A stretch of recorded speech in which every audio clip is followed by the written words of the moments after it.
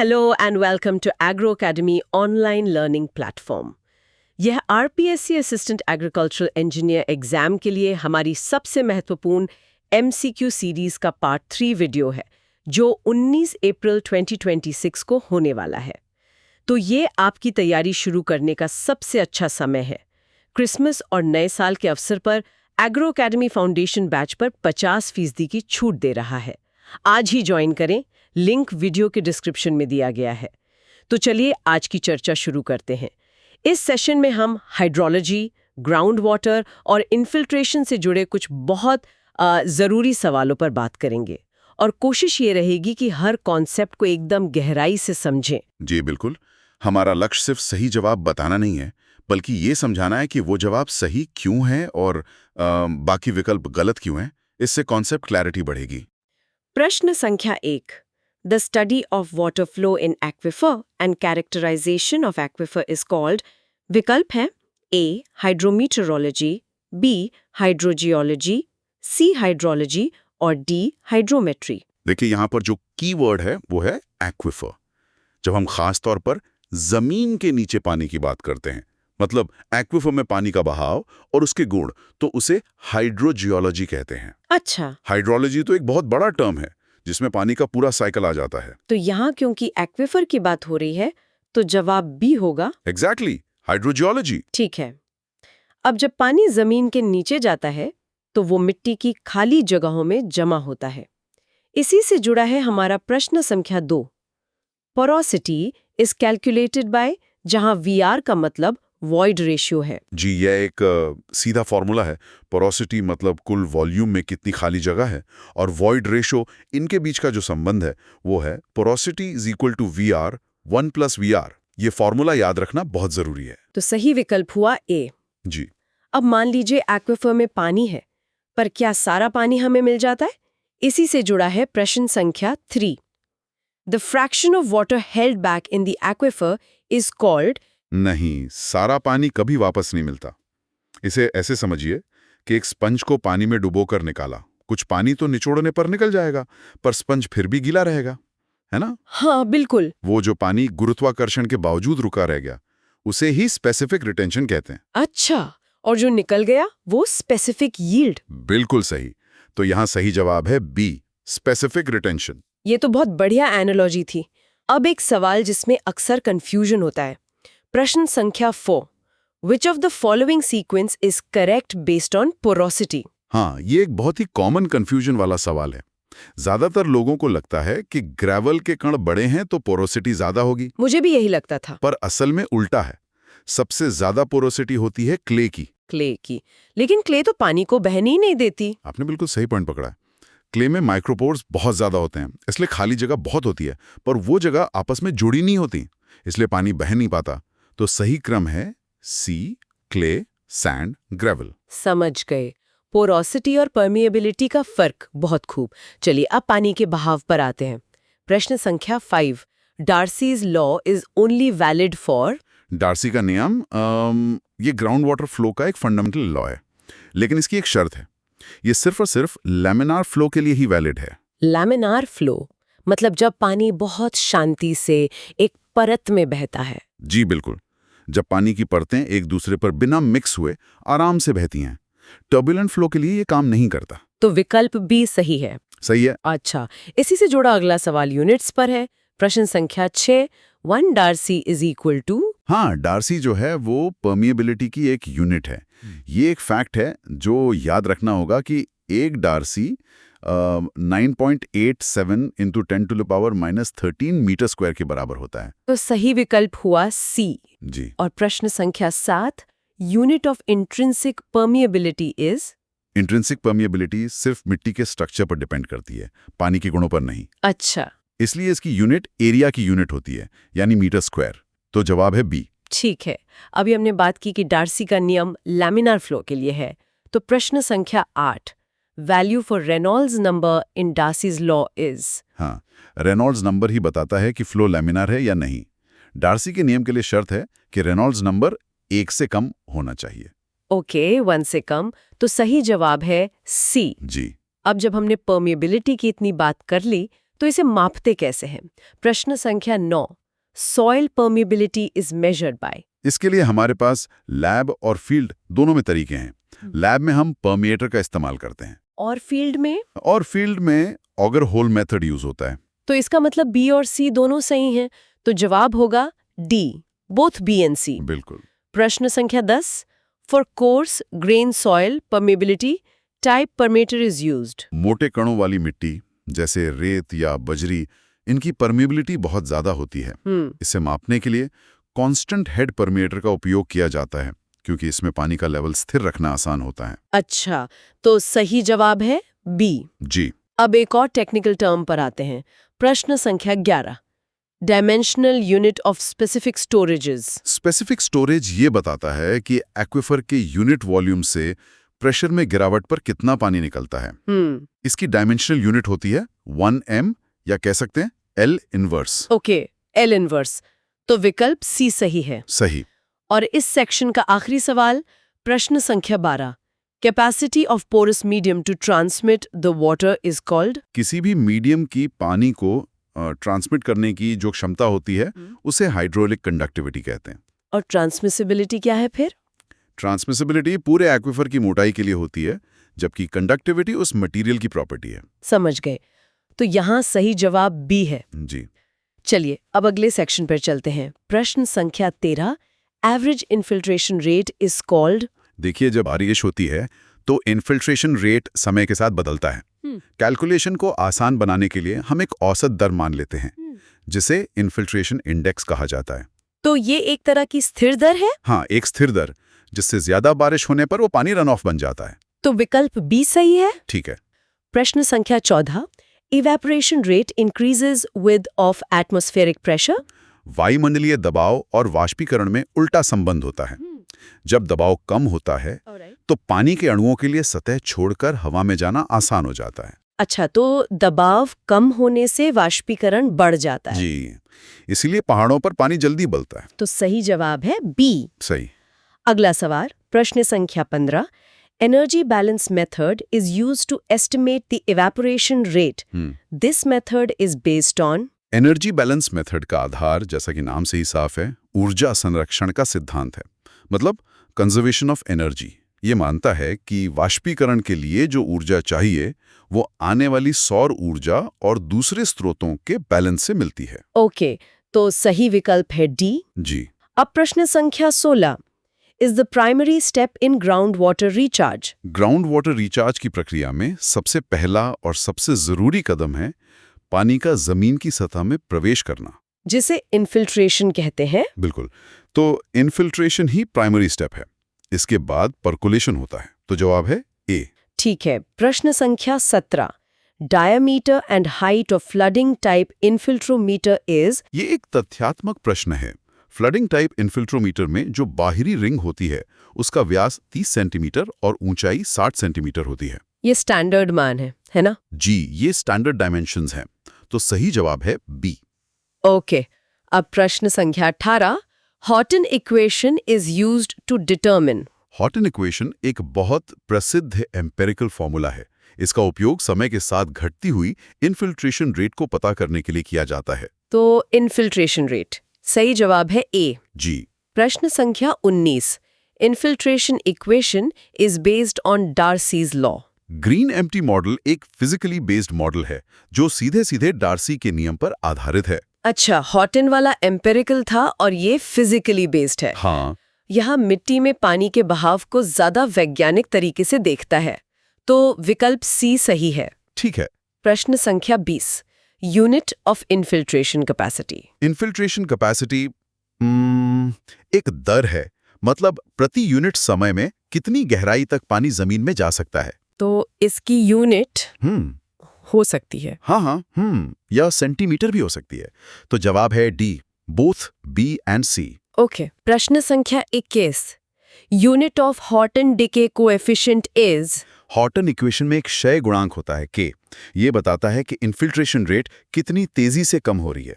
इसकी यूनिट होती है एच इनवर्स, मतलब समय का व्युत्क्रम। इनवर्स ऑफ टाइम, सही विकल्प डी है। जी।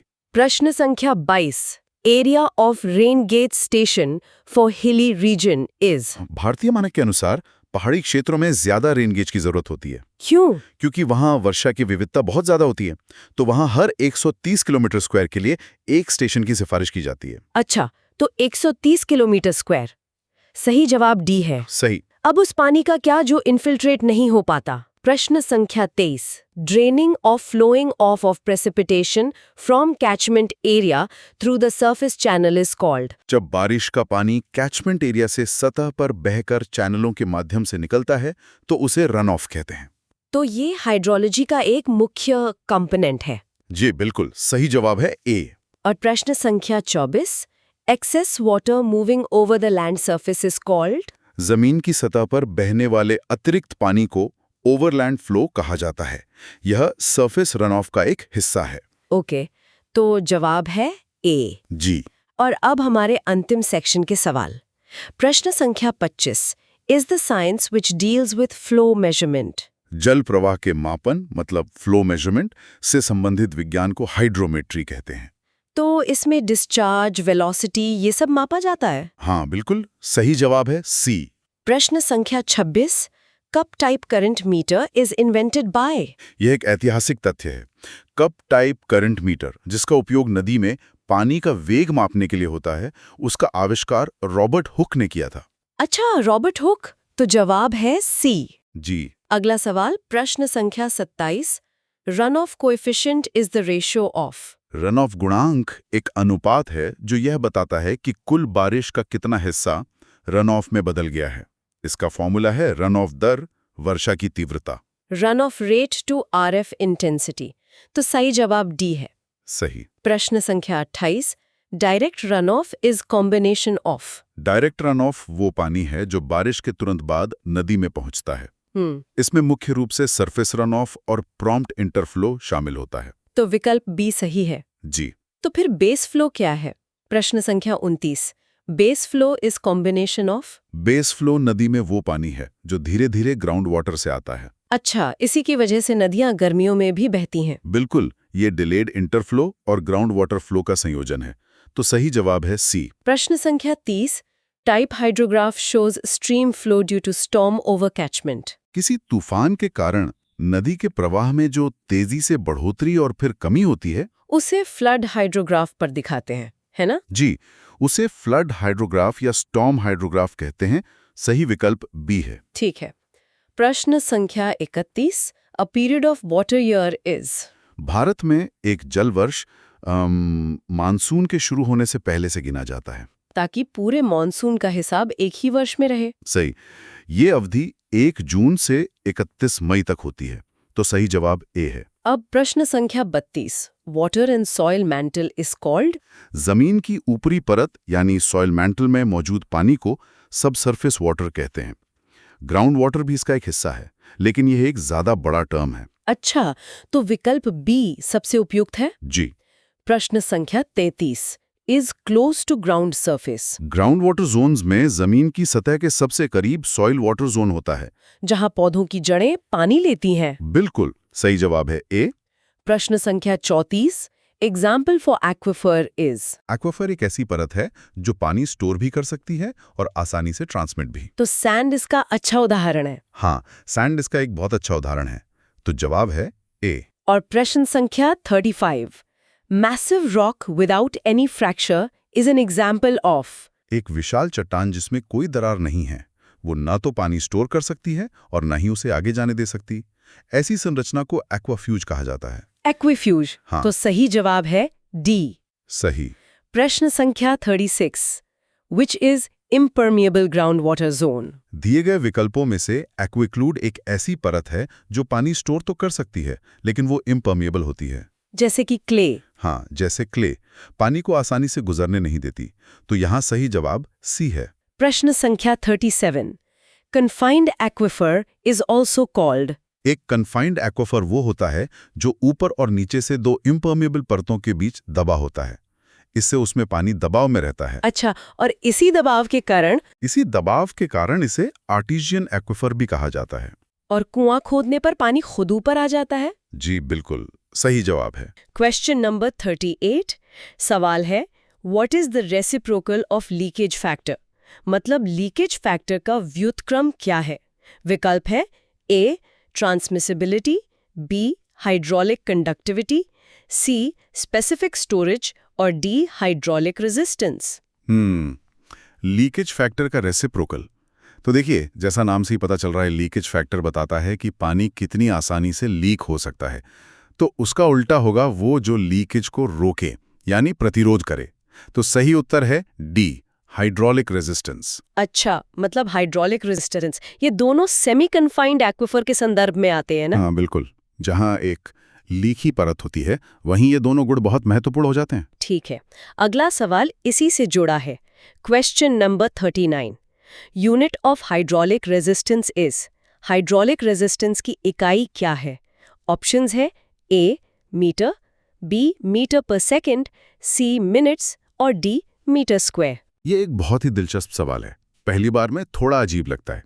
इसकी इकाई समय की होती है, तो सही उत्तर है सी मिनट्स, या दिन भी हो सकता है।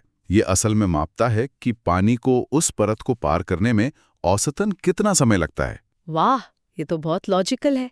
चलिए क्वेश्चन नंबर 40 पर आते हैं।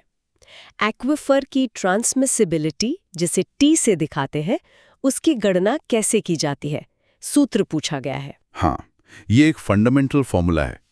ट्रांसमिसिबिलिटी टी बराबर होता है के गुणा बी, जहां के है हाइड्रोलिक कंडक्टिविटी और बी है एक्विफर की मोटाई।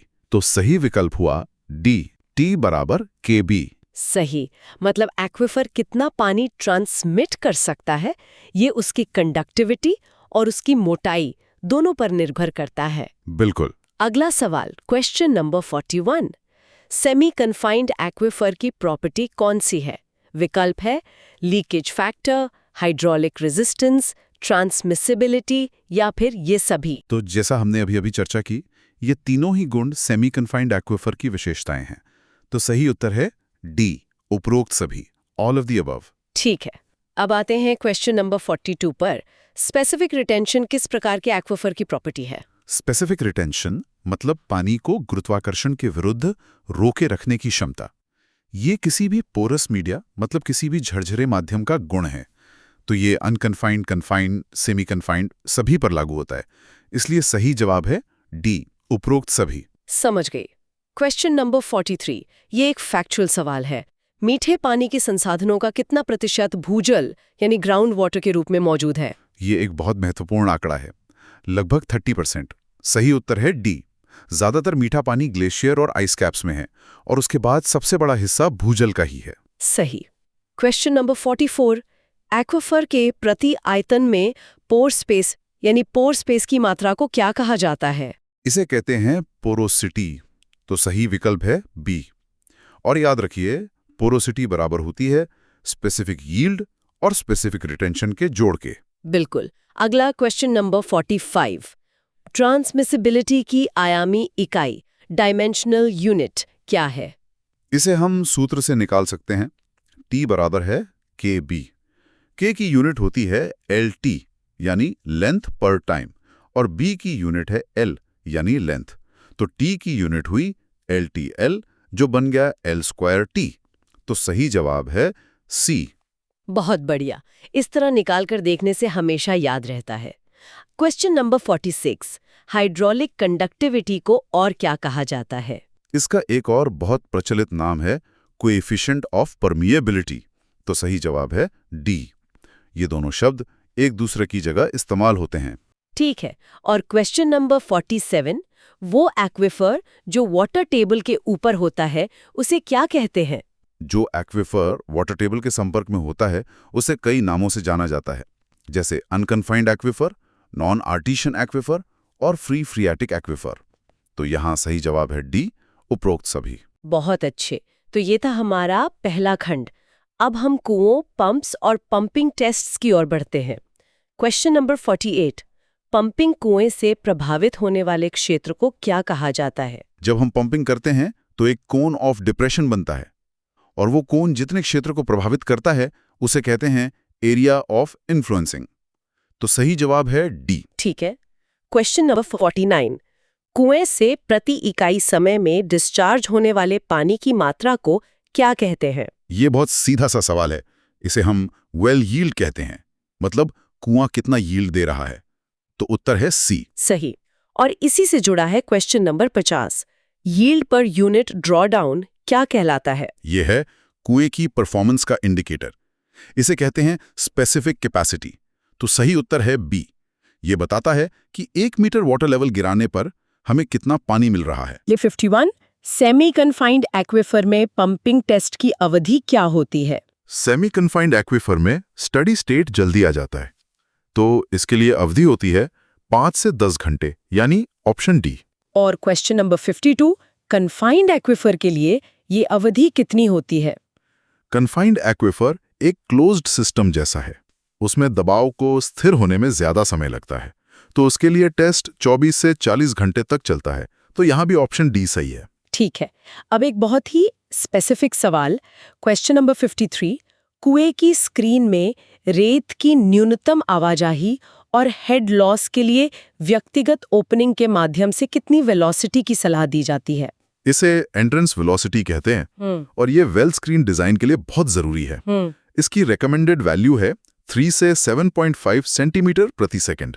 तो सही उत्तर है बी। ओके, अब पंप्स पर आते हैं। Question number 54।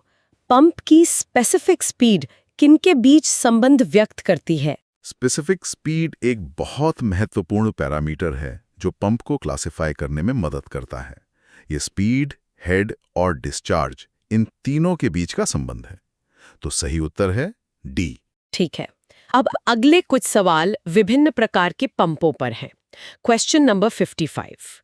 टरबाइन पंप का उपयोग किस सक्शन हेड तक किया जा सकता है? टरबाइन पंप के लिए यह सीमा लगभग 6 से 8 मीटर होती है।